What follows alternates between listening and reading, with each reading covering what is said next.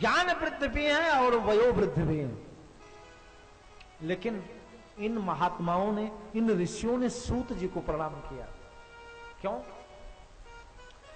क्योंकि शास्त्र में 4 वृद्ध की चर्चा की गई है। जो धन में ज्यादा होता है उसको धन वृद्ध कहा जाता है। जिसके पास सैकड़ों फैक्ट्री, सैकड़ों दुकान, सैकड़ों मकान हो उसको धन वृद्ध कहा जाता है। और जो आदमी 5-10 आदमी की ताकत रखता हो, 5 क्विंटल उठा ले, उसको पहलवान कहते हैं, चैंपियन होता है, उसको क्या बोलते हैं? बलवृद्ध।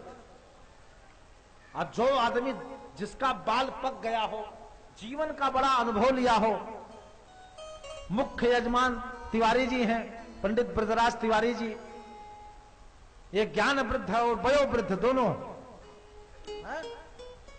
बाल सफेद हो जाए, आज इस कराल कलिकाल में तो 15 साल के बच्चे का भी बाल सफेद हो जा रहा है, गार्नियर का प्रयोग कर रहा है।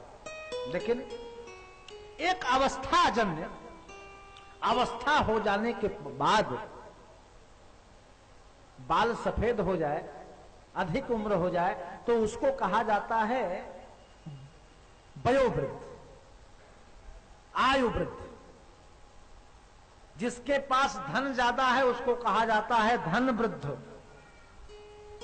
जिसके पास बल अधिक है उसको कहते हैं बल वृद्ध। और जिसके पास ज्ञान अधिक होता है उसको कहा जाता है ज्ञान वृद्ध। पूछा गया इन चारों वृद्धों में श्रेष्ठ कौन है? तो हमारे शास्त्रकारों ने बड़ा सुंदर संदेश दिया जनमानस को। कहा बल वृद्धा, धन वृद्धा, आयुर्वृद्धा तथैव च ते सर्वे ज्ञान वृद्धस्य किंकरा शिष्य किंकरा। बल वृद्ध, धन वृद्ध और आयु वृद्ध, ये तीनों वृद्ध ज्ञान वृद्ध के चरणों के दास होते हैं। बोलो गोविंद भगवान की जय। 88,000 ऋषि अधिक उम्र वाले हैं, लेकिन ज्ञान में सूत जी। सब ऋषियों ने सूत जी को प्रणाम किया। सूत जी ने कहा आप लोग बैठ जाएं। ऋषियों ने कहा महाराज आप जैसे विद्वान को पाके हम आनंदित हैं, और हम सारे ऋषि लोग एक समस्या का समाधान ढूंढ रहे थे। अभी कोई समस्या का समाधान मिल नहीं पाया था, और संजोग ही है, प्रभु कृपा है कि आपका आगमन हो गया, और आपके ऊपर तो आपकी गुरु जी की बड़ी कृपा है, और निश्चित ही है कि हमको हमारी समस्या का समाधान आपसे मिलेगा। ये हमारा विश्वास है, हम ऋषियों का, ये हम ऋषियों का विश्वास है। और आपके गुरु भक्ति की आस्था को देखकर हमने यह निर्णय किया है कि हम सभी ऋषियों के समस्या का समाधान आप अवश्य करें। सूत जी को आसन दिया। सूत जी आसन पर बैठ गए। नैमिषारण्य की पवित्र भूमि पर 88,000 ऋषि लोग बैठे। 88,000 ऋषि अगर एक साथ बोलते तो किसी प्रश्न का उत्तर देना सूत जी के लिए संभव नहीं था। लेकिन जो बुद्धिमान लोग होते हैं, विद्वान होते हैं, वह संगठित होते हैं। 87,999 ऋषियों ने एक अपने बीच के एक ऋषि को अपना प्रतिनिधि बनाया। बोले हम लोग कुछ नहीं बोलेंगे, हम लोगों की बात का प्रश्न आप ही पूछो, और हमारा कोई अपना निजी प्रश्न नहीं है, लोकोपकार की भावना से प्रेरित प्रश्न है। हाथ जोड़ करके देखिए, भागवत का अब प्रारंभ हो रहा है। सूत जी के साथ सनकाद ऋषियों का प्रश्न बार बार आएगा, सनकाद ऋषियों का। और सनकाद जो ऋषि हैं, 88,000 ऋषियों का नाम अगर एक एक लिखा जाता तो लिस्ट लंबी हो जाती। आजकल तो गलती से अगर किसी का नाम छूट जाए तो नाराज हो जाता है। पर ऋषियों ने कहा कोई बात नहीं, हम ऋषियों का नाम से कोई लेना नहीं है, पर हमारा नाम न हो, काम जरूर आज हो जाए। तो सब ऋषियों का नाम न लिख करके व्यास जी ने एक लाइन में लिखा सनकाद ऋषि। सनकाद ऋषियों में 88,000 ऋषि जो हैं वो सनकाद ऋषि कहे जाते हैं। सूत जी से सनकाद ऋषियों ने हाथ जोड़ के कहा कि यज्ञान ध्वंत विध्वंस कोटि सूर्य समप्रभ असूताख्या ही कथा सारम मम कर्ण रसायनम। हे सूत जी महाराज, जैसे अंधकार को नष्ट करने के लिए सूर्य का प्रकाश पर्याप्त है, ठीक उसी प्रकार हमारे अंतःकरण में जो बहुत समय से अज्ञान रूपी अंधकार है उसको नष्ट करने के लिए आपके पास आपके गुरु द्वारा प्रदत्त ज्ञान रूपी जो सूर्य है उससे निश्चित ही हमारे अंतश्चेतना का वह अंधकार समाप्त होगा, क्योंकि आपका ज्ञान करोड़ों सूर्य के समान है। अज्ञान ध्वंत विध्वंस कोटि सूर्य समप्रभ असूताख्या ही कथा सारम मम कर्ण रसायनम। एक काम करें, आप ऐसी हमको औषधि पिलाइए। देखिए कथा औषधि है, ठीक है, ये मेडिसिन है, दवा है, लेकिन सुनने वाला कितनी भावना से सुन रहा है, महत्व तो इसका है। डॉक्टर साहब के पास हम जाते हैं तो हम यह भावना रखते हैं कि हमारा जो इलाज होगा उस इलाज से हम स्वस्थ होंगे, लेकिन उसमें डॉक्टर के द्वारा बताए हुए जो नियम हैं उन नियम का पालन करना होता है। दवा अच्छी हो, अगर हम परहेज न करें तो दवा पूर्ण रूप से काम नहीं करती। तो सूत जी से सनकाद ऋषियों ने कहा कि हमको आप रसायन पिलाइए। जैसे जो आयुर्वेद के वैद्य लोग होते हैं वो रसायन बनाते हैं। तो देखिए दो प्रकार की बीमारी होती है, एक शारीरिक बीमारी होती है, एक मानसिक बीमारी होती है।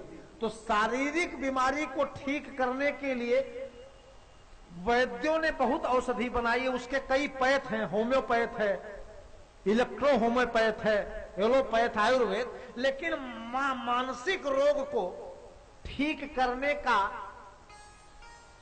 जो शास्त्रों में नियम बताया गया है उस औषधि को लेने का जो क्रम है वह इंजेक्शंस के माध्यम से और गोली के माध्यम से नहीं, वह औषधि कान से ली जाती है। और शरीर को स्वस्थ करने की औषधि वह मुख से लेते हैं। कान से कोई औषधि नहीं ली जाती, केवल यही औषधि ली जाती है। इंजेक्शन भले लगा दिया जाए लेकिन कान में कोई औषधि नहीं डाला जाता, कान छोड़ दिया गया है, सुरक्षित है। मेडिकल विभाग ने भी यह माना है कि मानसिक रोग जो है वह केवल ये जो भगवान की कथा है या कथा रूपी औषधि, इसको हम कहां से लेते हैं? कान से लेते हैं, और कान से ये हृदय में पहुंचती। कहा वह ऐसी कथा आप सुनाइए जो कथा हमारे मानसिक पाप ताप को समाप्त करे। कहा ज्ञान ध्वंत विध्वंस कोटि सूर्य समप्रभ सूताख्या ही कथा सारम मम कर्ण रसायनम। सूत जी जब कुछ नहीं बोले तो ऋषियों ने कहा महाराज जी, चिंतामणि अगर जीवन में मिल जाए तो संसार के सारे सुख उपलब्ध हो जाएंगे। अगर कल्प वृक्ष मिल जाए तो स्वर्गादिक सारे सुख संभव हैं, लेकिन जिसके ऊपर गुरु की कृपा हो जाए उसके लिए सब कुछ संभव है। और आपके ऊपर तो आपके गुरु की महती कृपा है। इसलिए हे सूत जी, कृपा करके हमें वह साधन बताओ जो मंगल को भी मंगल करने वाला हो और पावन को भी पावन करने वाला हो। का चिंता मणिर्लोक सुखम शूरद्रुह स्वर्ग संपदा प्रयक्षति गुरु प्रीतो वैकुंठम योगी दुर्लभम। आपके गुरु की आप पर बड़ी विशेष कृपा है, इसलिए हे सूत जी महाराज, हमको वह कथा सुनाइए, वह अमृत सुधा का पान कराइए जो पावन को पावन और मंगल को मंगल करने वाला हो। सूत जी अपनी प्रशंसा पर नहीं पर अपने गुरुदेव की प्रशंसा पर प्रसन्न हो गए। बोलिए श्री सूत जी महाराज की जय। अपने पूज्य गुरुदेव की जब प्रशंसा सुना तो सूत जी की वाणी गदगद हो गई, आंखों से प्रेमास्त्र की धारा प्रवाहित होने लगी। सूत जी ने कहा, ऋषियों, आपकी अगाध श्रद्धा को देखते हुए मैं अब वह कथा सुनाने जा रहा हूं जो दिव्य को भी दिव्य करने वाली है, जो सुंदर को भी सुंदर बनाने वाली है। कहा ये तस्मात् परम किंचन मनः शुद्धेन विद्यते जन्मांतरं भवेत् पुण्यं तदा भागवतं लभेत्। ऋषियों, मैं अब वह कथा बता रहा हूं, उस पवित्र चरित्र की चर्चा करने जा रहा हूं जिसको सुनने से जीवन के पाप ताप भस्मीभूत हो जाते हैं। मैं और किसी की कही हुई बात नहीं करता, पूज्य गुरुदेव की कृपा से मैंने इस दिव्य कथा का रसास्वादन किया है। ऋषियों, ध्यान दे के सुनना। जिस समय महाराज परीक्षित को 7 दिन में तक्षक नाग के दंश से मृत्यु का साप लगा, उस समय महाराज परीक्षित एक एक संत लोगों से जाकर के यही पूछते थे, महाराज जी कृपा करके एक बात बताइए कि मरने वाले को क्या करना चाहिए। मैंने अभी आपसे पूर्व में निवेदन किया, यह संसार का शाश्वत सत्य है, यह त्रिकाल सत्य है, यह आकाश सत्य है, परम सत्य है, ध्रुव सत्य है कि अगर जन्म हुआ है तो मृत्यु संभावी है। जन्म के साथ ही हमारी मृत्यु निश्चित है और उसकी समय जब निश्चित है तो समय पर एक दिन पहले नहीं हो सकती और एक दिन बाद नहीं हो सकती।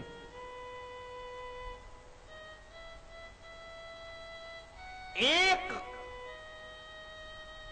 पल परिवर्तन कोई नहीं कर सकता। राई घटे न तिल बढ़े, जो ब्रह्मा जी ने लिखा है वो होगा। और ब्रह्मा जी भी लिखने को स्वतंत्र नहीं है। जैसे हम बैंक में जाते हैं, काउंटर पे खड़े होते हैं, पासबुक देते हैं, हमारे खाते में जितना बैलेंस है हमने जितना मांगा उतना तुरंत हमको कैशियर के द्वारा प्राप्त होता है। लेकिन हमारे खाते में जो बैलेंस है वही मिल सकता है, उससे ज्यादा की डिमांड हमने किया तो लौटना पड़ेगा। उसी प्रकार ब्रह्मा जी भी जो भाग्य लिखते हैं वह भी स्वतंत्र नहीं है। कैशियर पैसा देने के लिए स्वतंत्र नहीं है, वह भी बंधन में बंधा है। उसी प्रकार हमारे कर्म ही भाग्य का निर्माण करते हैं। तो महाराज परीक्षित ने सबसे पूछा, क्योंकि परीक्षित को साप लगा है कि आज के 7वें दिन तुम्हारी मृत्यु हो जाएगी। परीक्षित जी सबसे पूछते हैं मरने वाले को भैया क्या करना चाहिए, क्योंकि मेरा जीवन मात्र 7 दिन शेष है। एक संत के पास पहुंचे। संत जी ने कहा एक काम करो, 41 दिन का अनुष्ठान करो। कहा 7 ही दिन तो रहना है महाराज, तो अनुष्ठान कैसे करेंगे। दूसरे संत के पास गए, कहा नवचंडी का पाठ कराओ 9 दिन। कहा यह भी संभव नहीं है। एक किसी के यहां गए, कहा 11 दिन का पूजन करो। परेशान हो गए। सूत जी कहते हैं 88,000 ऋषियों से कि हे परम अनुरागी ऋषिगण, मैंने आंखों से चमत्कार देखा। क्या? क्योंकि यह कथा तो समाधिष्ट होकर सुना रहे हैं, और वास्तव में जब व्यक्ति भगवान की ये जो कथा है ना, ये समाधि भाषा व्यासस्य, ये व्यास जी की समाधि भाषा है। व्यास जी ने इस अद्भुत ग्रंथ की रचना समाधि में बैठ के किया है, तो निश्चित रूप से रचना समाधि में है। तो जब तक समाधिष्ट हम नहीं होंगे तब तक इसका शाश्वत भाव समझ में नहीं आएगा।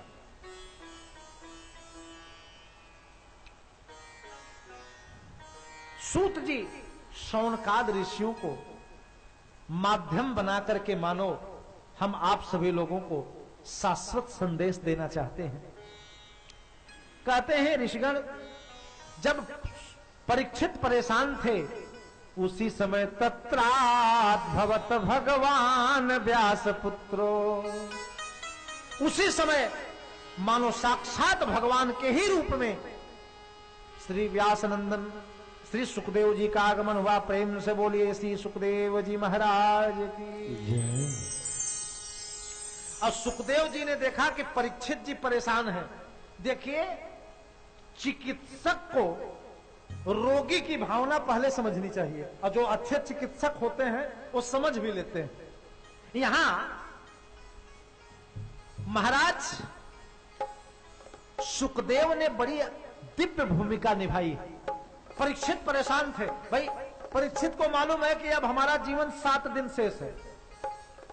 अच्छा, मरने वाला क्या चाहता है? जैसे किसी को मालूम हो जाए कि हम 1 सप्ताह बाद मरेंगे तो उसको क्या अच्छा लगेगा, आप बताइए। उसको कहा जाए कि आपको मर्सिडीज कार गिफ्ट किया जा रहा है, आप आनंद से रहिए, तो तैयार होगा? सोचेगा जब 7 दिन में मरी जाना कार का क्या करेंगे। उसको कहा जाए कि आपको 5 करोड़ का फ्लैट दिया जा रहा है, तैयार होगा? नहीं। हजारों करोड़ रुपए दिए जा रहे हैं, उसको चाहिए क्या? जीवन। अगर कोई उससे यह कह दे कि आप नहीं मरेंगे, और इसके बाद उससे कह दे कि आप रेगिस्तान में चलिए, तो पैदल चला जाएगा। अच्छा, जिसको ये मालूम हो जाए कि हम 7 दिन में मरेंगे, वो उसका मन कहीं लगेगा। सुखदेव जी ने सोचा कि परीक्षित को इस समय सबसे अधिक प्रिय अगर कुछ है तो वो जीवन है। सुखदेव जी ने कहा कि परीक्षित, आप आसन लगा के बैठ जाओ, मैं जो कथा सुना रहा हूं उससे तुम अमर हो जाओगे। अमर का मतलब आप समझ गए? सुखदेव जी ने कहा कि पहले परीक्षित को जब तक यह बात नहीं बताई जाएगी तब तक कथा सुनने में मन नहीं लगेगा। सुखदेव जी ने कहा कि आपको भय मृत्यु का है ना? बोले हाँ महाराज जी। कहा एक बात, सामने आसन लगा के बैठ जाओ, हम तुमको वह कथा सुनाने जा रहे हैं जिससे तुम अमर हो जाओगे, लेकिन ध्यान इधर उधर नहीं होना चाहिए। कहा महाराज, बगल से कोई निकल जाएगा, हमको कहीं कुछ हमको नहीं देखना। और भागवत में वर्णन आया है, हम लोग तो 3 घंटे में आसन बदलते रहते हैं। परीक्षित जी 7 दिन में जल भी पीने का नाम नहीं लिए, क्योंकि जितने मन से परीक्षित सुन रहे हैं उतने मन से हम आप नहीं सुनते है?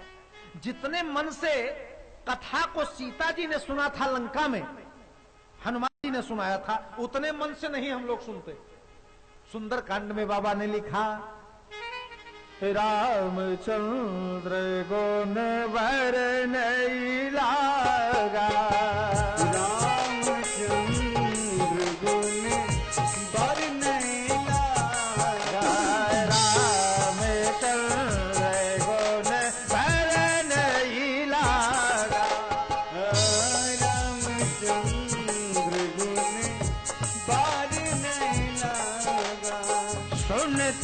सीता कर दुख भागा। सुनते ही सीता कर दुख भागा। सुनते ही सीता कर दुख भागा। सुनते ही सीता कर दुख भागा। लेकिन भगा कैसे? कहे लागे सोन सवन मन लाई। लागी सुने श्रवण मन लाई।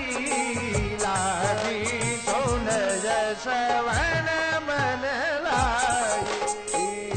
लागी सुने श्रवण मन लागी।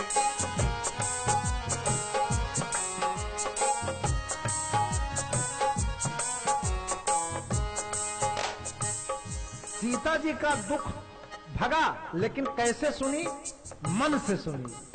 और कथा में मन का होना नितांत जरूरी है। महाराज सुखदेव जी ने कहा आसन लगा लो। परीक्षित आसन लगा के बैठ गए। जैसे आसन लगा के बैठ गए, सुखदेव जी महाराज अभी कथा प्रारंभ करने वाले थे मंगलाचरण करके, तब तक देवता लोगों ने देखा। देखिए, लाभ लेने वाले हर समय रहते हैं। देवताओं ने सोचा कि परीक्षित को सुखदेव जी भागवत रूपी दिव्य कथा सुनाने जा रहे हैं, तो क्यों ना हम सभी लोग अदला बदला कर लें। देवता लोग अमृत का कलश लेकर के आए और सुखदेव जी से बोले, महाराज जी प्रणाम। स्वार्थी आदमी जो हो बहुत झुक के प्रणाम करे तो भी अगले आदमी को सावधान हो जाना चाहिए, कोई लंबा मतलब। सुखदेव जी समझ गए कि देवता तो बुलाने पे नहीं आते, ये बिना बुलाए इतनी संख्या में देवता क्यों आ गए। सुखदेव जी ने कहा, हाँ बताओ आप लोग कैसे आए। बोले, महाराज हमने सुना है कि परीक्षित को 7 दिन में तक्षक नाग दंश का साप लगा है। और सुखदेव जी बोले, हाँ हाँ आपने ठीक सुना है, साप तो लगा है। बोले, महाराज हम लोग सोचे हैं कि परीक्षित धर्मशील राजा हैं और प्रजा के पालक हैं। हम सभी देवताओं ने सोचा कि इनको हम लोग अमृत पिला दें, अमृत का कलश इनको हम गिफ्ट करने आए हैं। तो सुखदेव जी ने कहा, ये तो बहुत अच्छी सोच है आप लोगों की। परीक्षित जी सामने विराजे हैं, पिला दीजिए। कहा, महाराज वो तो ठीक है, हम तो लाए ही हैं उनको पिलाने के लिए, लेकिन उससे पहले हम आपसे 1 मिनट बात करना चाहते हैं। सुखदेव जी ने कहा, हाँ हाँ बताओ क्या बात है। कहा, महाराज बात ये करना था कि आप जो इनको भागवत कथामृत का रसपान करा रहे हो, इनको जो कथामृत का पान आप कराने जा रहे हो, इनके जगह हम देवताओं को आप कथामृत का पान करा दो और उसके बदले में हम परीक्षित को ये सुधामृत पिला देते हैं। तो परीक्षित जी ने सोचा कि ओहो, अभी हम कथा सुन नहीं पाए तब तक देवता अमृत लेके चले आए, तो ये काम करते हैं कि अमृत पी लेंगे तो अभी महाराज जी 7 दिन बाद हमको अमृत पिलाएंगे। ये बना बनाया आइटम आ गया। तो सुखदेव जी से परीक्षित जी ने कहा, गुरुजी तो हम देवता लोग आए हैं। तो बोले, नहीं अभी आप बैठो, अब हम बात कर रहे हैं, बैठ जाओ। सुखदेव जी ने कहा कि पहले परीक्षित को समझाएं। परीक्षित से सुखदेव जी ने कहा कि देखो परीक्षित, ये जो देवता अमृत लेकर के आए हैं, यह अमृत पुण्यात्माओं को मिलता है, सबको नहीं मिलता। आज तुम्हारा यह पुण्य जागृत हुआ है कि तुम भागवत सुन रहे हो, तब ये तुम्हारे लिए लेके आ गए। सुधामृत केवल पुण्यात्माओं को मिलता है और कथामृत सबको मिलता है। भगवान की कथा वो चाहे पुण्यात्मा सुने चाहे पापात्मा सुने, वो सबको सुलभ है। पुण्य का अमृत वो पुण्याम, कथामृत जो है वह सबको प्राप्त है। सुधामृत केवल जो पुण्य आत्मा है, दिव्य आत्मा है, महात्मा है, उसको प्राप्त। सुखदेव जी ने परीक्षित से कहा कि जो देवता अमृत लाए हैं, इस अमृत को भी पी के आप अमर हो सकते हो, लेकिन एक बात है कि कुछ समय के बाद जैसे आजीवन में भी कुछ टाइम होता है। सिम कार्ड जो इस समय चल रहा है उसका वो मिलता है आजीवन के नाम पर, लेकिन उसकी एक अवधि होती है। तो सुखदेव जी ने कहा कि बात यह है कि यह भी अमरत्व के लिए सुधामृत लाए हैं, लेकिन यह अमरत्व जो है वह उसकी एक समय सीमा है। इस अमृत से, सुधामृत से आप दीर्घ जीवी बनोगे। अब मैं जो कथा सुनाऊंगा इससे दिव्य जीवी बनोगे। यह देवताओं वाला जो अमृत है यह अमरत्व देगा। अब मैं जो कथा सुना रहा हूं परीक्षित, इससे तुमको अभयत्व मिलेगा, मृत्यु का भय खत्म हो जाएगा। यह सुधामृत तुमको दीर्घ जीवी बनाएगा और कथामृत दिव्य जीवी बनाएगा। देवताओं द्वारा प्रदत्त यह अमृत तुमको अधोगामी बनाएगा और जो कथामृत का पान करोगे वह ऊर्ध्वगामी बनाएगा। कभी तुम्हारा फिर पतन नहीं होगा। जन्म कर्म के बंधन से तुम मुक्त हो जाओगे। परीक्षित ने सोचा महाराज तब आप वही हमको सुनाओ, वही अमृत पान कराओ जिससे सदा सदा के लिए मुक्त हो जाए। देर में मिले पर ठीक मिले। प्रेम से बोलिए श्री बाल कृष्ण भगवान की जय।